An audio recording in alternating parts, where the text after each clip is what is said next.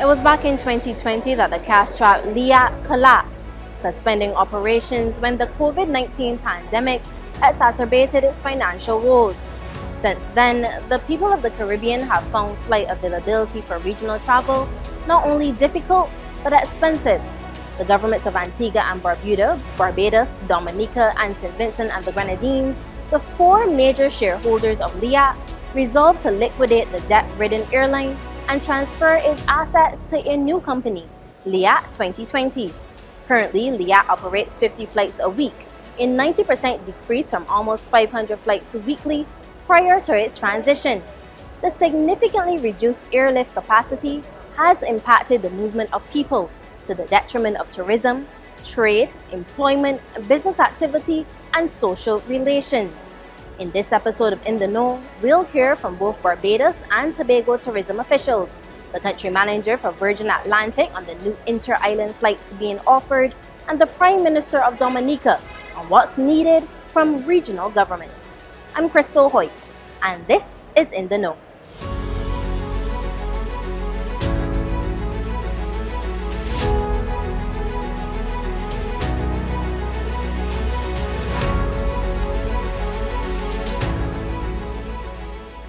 Mr. Garrett, thank you for sitting down with me. Thank you very much, Krystal, and welcome, I should say, once again to the Barbados Tourism Marketing Inc. Let's jump right in. Even with Inter-Caribbean, Caribbean Airlines, Air Antilles, is there still a gap since the collapse of LIAT? I have to obviously answer the question very honestly, and the honest answer is yes. What LIAT provided to the Caribbean airspace as a business, as an operator, we saw plus over 300,000 seats that LIAT would have provided in transporting persons into Barbados and through the other Caribbean gateways. As much as we are rebuilding and we are obviously seeing an increase in business or flight operations from other airline carriers, such as you mentioned, the Air Antilles, the Caribbean Airlines, the Inter-Caribbean, who's a new entrant, it still has left pretty much a bit of a void in the entire airspace. As Caribbean nationals, for many years we've chided LIAT for several different reasons, but I guess as the old time saying goes, I really miss the water until the well is gone dry. So it is not a desperate situation. It is not a completely a situation where it is a morbid outcome or a dark outlook, but it definitely is a situation where we do understand that the absence of LIAT in the Caribbean airspace has delimited us as Caribbean people to travel. So yes, it has left a void. The void is slowly but surely being, I should say, refilled, or we're working towards, reestablishing these air connectivity routes, getting more capacity, as we would call it, in the business in.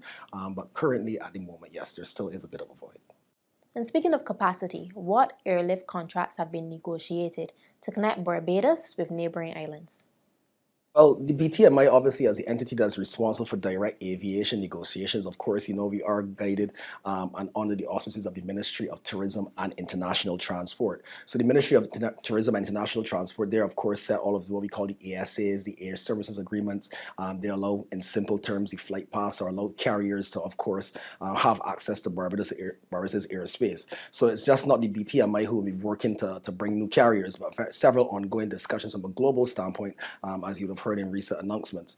Particularly in the Caribbean region, there are ongoing discussions, with existing carriers. We have Air Antilles, who just recently, I think maybe about 2 months ago, have increased their seat capacity from about 15,000 to nearly 30,000. We have Inter-Caribbean, as I mentioned a few minutes ago, who actually entered into this hemispheric market just around, I think, 2020 or 2021, coming into the market as a new player. Of course, we have our Trinidadian neighbors, Caribbean Airlines, supported by that government. They have been there. They continue to support us. Just last week, as you know, we did a bit of a marketing activation with them here in Barbados to launch off their summer campaign. So discussions are constantly ongoing with the existing carriers and with new carriers. There are not many players who are obviously Caribbean-based carriers. We want to obviously fuel Caribbean activity or fuel Caribbean business. Inter-Caribbean, of course, is a Caribbean owned by, of course, Mr. Lyndon Gardner. We have been on the scout, of course, trying to talk to other airlines. We have been in discussions, for instance, with Cayman Air for some time. We have been in discussions with Bahamas Air for some time, and those discussions are looking very fruitful. As you know, flying an airplane just doesn't mean picking up from one location and going. There's several feasibility studies that have to be considered. There's several understandings that have to be taken in terms of how the airlift will be supported, not just today, but into the future. We don't want to do these arrangements for 1 year or 2 years. We want it to be long-standing initiatives that we really participate in. So all of that is going on in the background. everyday discussions are going on as to how we can improve capacity, how we can raise capacity. As you know, from the Barbados tourism marketing, our main driver, our main goal is really to really help the marketing of these airlines or these services. People can't fly if they don't know where to go buy, etc. So we are playing our role to put Destination Barbados out there, and of course, let destination persons will come to the destination also know the various ways in which they can connect to the destination with these carriers. When you talk about connectivity, we're talking access. Access is both availability and affordability. One of the complaints about interregional travel has been the cost. Oftentimes, it's cheaper to go 4 hours to Miami than it is to go 45 minutes away to Trinidad or Grenada. What is being done to address the cost? Well, first to address the cost, we have to be first of all understand what maybe is driving the high cost of air travel. I think data recently revealed, I think just at the CHTA conference held a couple of weeks here ago in Barbados, one of the key data deliveries was of course the cost, as you mentioned, of air travel. But as we look deeper at the cost, of course we have to analyze what is causing the cost. We're in a very current world. We know about the Ukraine situation. We know how that impacts oil. We know how these all different world situations mitigate. But at the same time, we in the Caribbean also have to, there's also a cost that, or a part of the cost that comes to us. So what recent studies have shown is that, in the Caribbean, and this is not only Barbados, but Barbados is one of those destinations where it has been, outlined, is that taxation is a bit, adding high to the cost of air travel. And as you know, our Prime Minister has announced initiatives that will be rolled out in coming months to address the Caribbean in per se taxation rates. Exactly where she and her government team are with that process, I obviously can't say at this moment in time, but she has, of course, released it in the general media that they are looking to adjust Caribbean air travel taxes for CARICOM or Caribbean travelers. So there is a lot being done from that front, obviously the governmental front. At the BTMI, we are just trying to move very smart. A couple of years ago, we would have launched what we call our Isle Away brand. We also understood that there were certain issues with the Caribbean traveler or Caribbean airspace, not only from the logistical airspace standpoint, but as you mentioned, from packaging, from pricing, from accessibility. So we started this entire brand in the department called Isle Away, and what Isle Away really spoke to was about marketing to Caribbean travelers, persons in the Caribbean, and St. Vincent and Grenada and St. Lucia and Anguilla and Dominica that just want to come to Barbados. They're vacationers too. They want to travel for leisure. They want to travel for sport. They want to travel for business. They want to travel for girlfriends, vacations, boyfriends, getaways, crop over, food and rum. There are travelers also. And we understood in the Caribbean and Latin America department that the general marketing that the BTMI was using, which was very dynamic and very vivid and etc., was not necessarily connecting to our Caribbean people. Why? The majority of the Caribbean is an African-based market. At the end of the day, we cannot take a Caucasoid image or a Caucasian-based image and market to people. People, when you market them, they want to assimilate, they want to feel, they want to put themselves in the product itself. So we took a very sharp turn and we decided for the Caribbean market, we needed to have a brand that resonated with them. We as Bajans, we like cheap things, we like deals, we like packages. Why don't you think Grenadians like it? Why do you think Dominicans like it? It's of the same mentality. I'm glad that you mentioned Caribbean travel. International travel from our primary source markets has rebounded. Can you share numbers as it relates to intra-regional travel? Well, I definitely can share numbers, Krystal. Numbers are my favorite thing when I can actually remember them. But what I can tell you is that up until February, when we had our last our statistics reviewed internally, there were over 7,000 CARICOM arrivals in the first 2 months of this year. So we know the Caribbean persons want to travel. People have to come from the other EC islands on a daily or weekly basis to do visa transactions here in Barbados. So there's as I said, there's always an organic need to travel. As Caribbean people, we need to travel. Traveling is part of our livelihood, so to speak. We understood how COVID, of course, cut the North Atlantic world off, no fault of anyone. It was a global pandemic. But it also insulated us. It also showed us that if we had to turn anywhere else, where are we going to turn to? And the Caribbean has always been there. We have CARICOM, which was established how many years ago? 50, 60 years ago, and they're doing at their political level. But what are we doing then as tourism agencies and tourism entities to really fuel this? And that's really BTMI has been on the forefront. So I can take you into another chapter.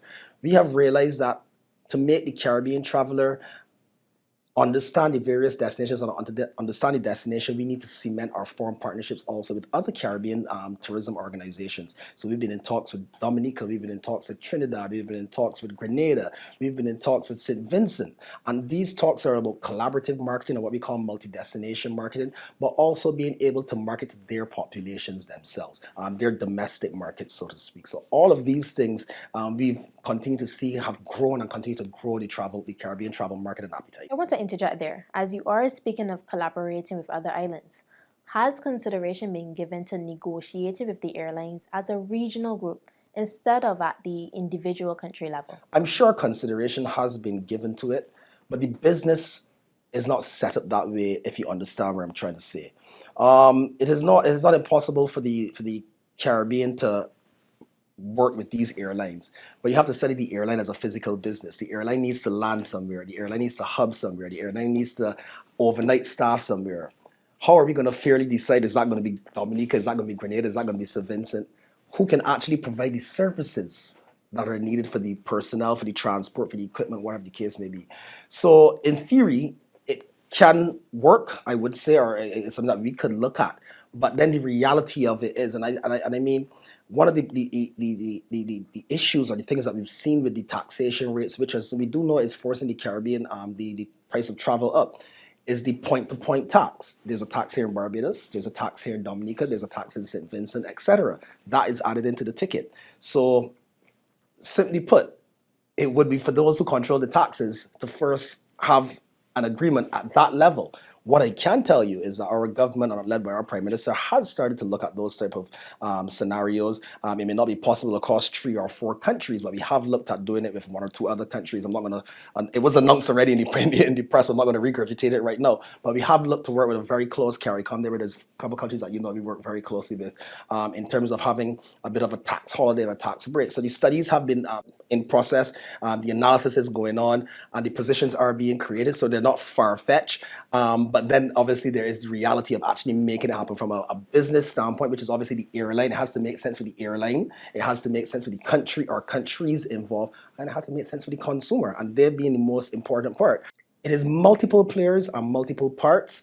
As you know, we are part of the ministry, and the ministry is looking into a lot of these things, etc. So that is blended from the government perspective. But it also takes the private stakeholders. It also takes the airline. And we need to find the airline business as maybe as simple as it looks. And what I would say is, coming into the BTMI 7 years ago, you just think that planes just fly. And a lot of us think that we go to the islands and the plane just lands just like that. There's deep discussions that go on behind in the aviation business, as I said, starting from the routes of which the planes fly. A plane doesn't pop up in the air and decide to go left and go right, etc. There's certain routes, there's certain channels. Agreements have to be made between the countries themselves, the departing port and the arriving port. So when I decide to bring a flight out of Panama, it also involves the Ministry of Foreign Affairs, because they have to make sure all the clearances are done there between the diplomatic entities, etc. Then it involves negotiations with corporate airlines themselves. Then it also makes sure that all the air services agreements are in place for the airline to operate a business here in Barbados. Then it comes into staffing and resource, and then it comes into the mechanics and the operation. Should anything go wrong, what are the contingencies? Then it comes into the marketing of the actual airline. Does the BTMI provide marketing or any other support to the airlines to increase business? So yes, so that is where BTMI comes in, the Barbados Tourism Marketing Inc. So our job as part of that, in that entire aviation, is that yes, we do start some of the discussions, of course, and then pass on the technical ends, but we fuel these aviation discussions, and what we bring to the table is, in many cases, the model has changed, and the model is a constant model. But what we do with some of the airlines is what we call co-op marketing. So we invest a certain amount of funds, the airline matches those funds, and we collectively come together, and we do it here in the Caribbean. We do it with CAL, we do it with Inter-Caribbean, we do it with Air Antilles. We sit with them and we create a collaborative marketing plan. I can flip my computer around and show you the latest one that I approved last week for Air Antilles. And what these plans, as I said, is that they're co-op. The same strategies that we have to use in the North Atlantic markets, we need to go in with impactful, dynamic, exciting campaigns, pricing, and packaging. Right? And that is exactly what we continue to do. Insightful. Mr. Garrett, thank you for making the time. Always, thank you very much. I'm glad to have you here as always.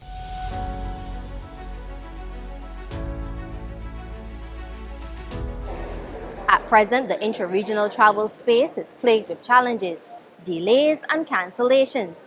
But come June 14th, UK carrier Virgin Atlantic is promising reliable inter-island service. Ms. Swift, thank you for making the time. No problem. It's nice to see you. From next week, Virgin Atlantic will be offering inter-island flights from Barbados to Grenada as well as St. Vincent. Why is this important?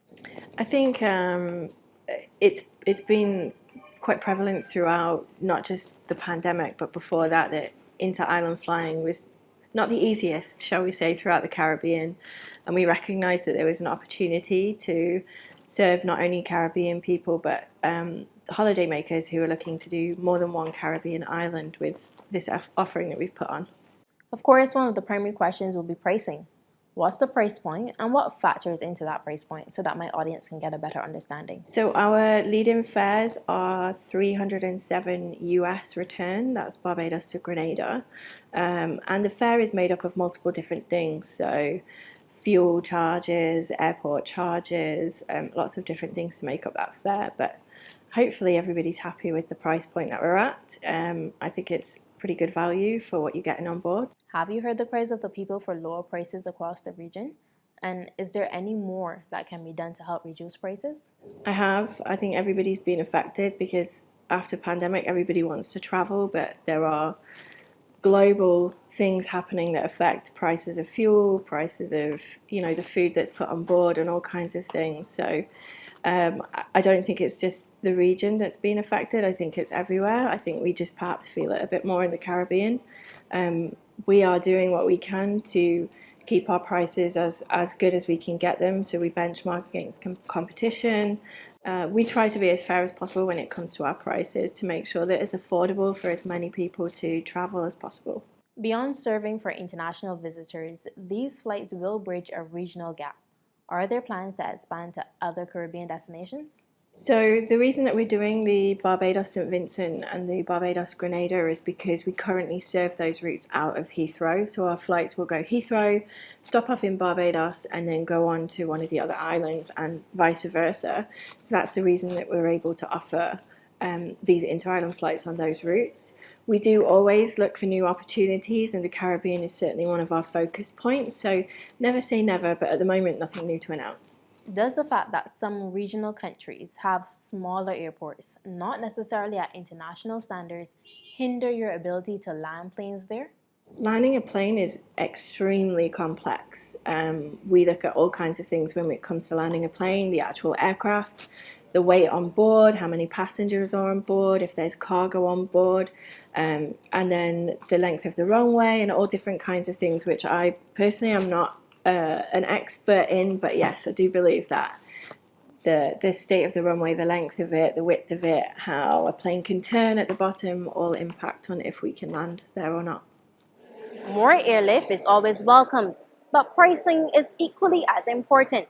With a new direct flight from Barbados to Tobago recently announced, Tobago Tourism Agency Executive Chairman Alicia Edwards is calling on government to honor the agreements made at the level of CARICOM to reduce the cost of interregional travel. A huge cost component of the tickets is the taxes and the charges that have not been waived by our governments. There have been quite a bit of discussions and agreements on paper at the level of CARICOM to reduce the level of taxes so that it will allow the cost of moving between the region to be cheaper.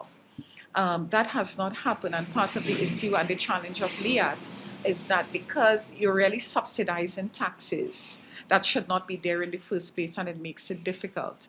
Barbados, in its own unique location, is a hub, but in terms of the direct flights, those are really the purview of our national carrier, CAL. If they would put them on, we would do the necessary marketing support and all of that. But again, there are a whole lot of political things at the national and regional level that impact how we move. And the ease of movement between the region is a difficult thing. My colleagues in St. Lucia complain more than us in Tobago about the inability to move, having to go to Miami to come back down and having to do a whole kind of thing. So if anybody in government is looking at this, travel and tourism and the ease of movement of interregional people would be easier if we honor the agreements that were made at the level of CARICOM and free up the movement so that we can get to know our Caribbean brothers and neighbors at a lower cost. Along with honoring CARICOM agreements, governments must be willing to move away from insular mindsets as it relates to airlift and find a solution that best serves the entire region. Prime Minister of Dominica, Roosevelt Skerritt, has made it clear that he's willing to put money where his mouth is and invest in regional travel. First of all, we appreciate the services that the existing airlines are providing to the Caribbean. Without them, we will not be able to get from one island to the other. Inter-Caribbean, Air Antilles,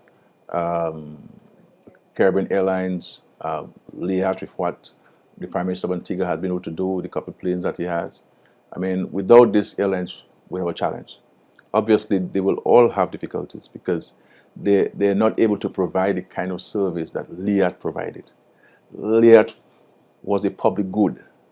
And while we always ensure that LIAT was managed efficiently and they could turn a profit, but there's a particular part of the service that they provided which was in consideration to regional integration, in consideration to getting every country within the Caribbean space serviced and serviced properly so that their people, our people, can move from one country to the other. What is going to be required, I believe, is a construct like LIAT, an entity like LIAT, that would need government funding to be able to provide the kind of service that LIAT provided. Relying exclusively on the private sector to provide that service will not happen, because in all fairness to them, they look at the bottom line.